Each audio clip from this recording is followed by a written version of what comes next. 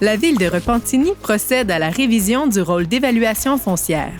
Il s'agit d'un exercice obligatoire pour toutes les municipalités du Québec en vertu de la loi sur la fiscalité municipale. Le rôle d'évaluation foncière est un résumé de l'inventaire des immeubles situés sur le territoire d'une municipalité. Sa fonction principale est d'indiquer la valeur de chaque propriété sur la base de sa valeur réelle. La valeur réelle est le prix le plus probable qu'accepterait de payer un acheteur potentiel pour une propriété lors d'une vente de gré à gré, dans les conditions du marché qui prévalaient au 1er juillet de l'année précédant le dépôt du rôle. Cela veut dire que le rôle 2022, 2023 et 2024 représente la valeur réelle des propriétés au 1er juillet 2020. La loi oblige les municipalités à se doter d'un évaluateur agréé qui réalise son travail de façon impartiale et indépendante. Son rôle est de bien analyser le marché afin que les nouvelles valeurs calculées représentent la moyenne des prix auxquels les propriétés auraient pu être vendues à la date de référence. Pour faire une évaluation, il s'appuie sur de multiples informations. Il crée, entre autres, un dossier de propriété pour chaque propriété située sur son territoire. Lorsque vient le temps de déterminer la valeur foncière d'une propriété résidentielle unifamiliale, l'évaluateur utilise deux méthodes. La méthode de comparaison, qui consiste à comparer les ventes de résidences semblables dans un même voisinage tout en considérant les particularités de chaque propriété. La méthode du coût, qui consiste à calculer ce qu'il en coûterait aujourd'hui pour construire une propriété similaire en tenant compte de la dépréciation liée à son âge et en y ajoutant la valeur marchande du terrain.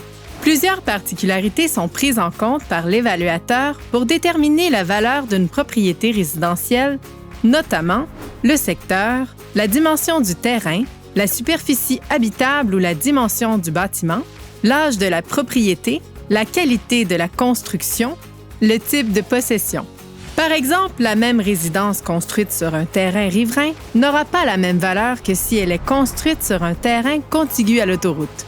Ou encore, un cottage et un bungalow, même s'ils sont érigés sur des terrains voisins identiques, n'auront pas la même valeur. Plusieurs facteurs peuvent expliquer une variation entre la valeur marchande de votre propriété, soit le prix auquel vous pourriez la vendre demain matin, et sa valeur inscrite au rôle d'évaluation. Tout d'abord, le temps. Rappelons que la valeur de votre propriété au rôle reflète les conditions du marché au 1er juillet de l'année précédant son dépôt. Cela veut dire qu'il y a un écart de 18 mois entre la date de référence et la date d'entrée en vigueur du rôle.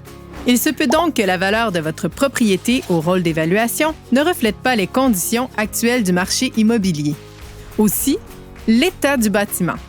L'évaluation d'une propriété tient compte de l'état du bâtiment lors de la dernière visite. Les visites pour mettre à jour le dossier de propriété ont lieu environ aux 9 ans ou lors d'une vente ou de la réalisation de travaux faisant suite à l'octroi de certains permis.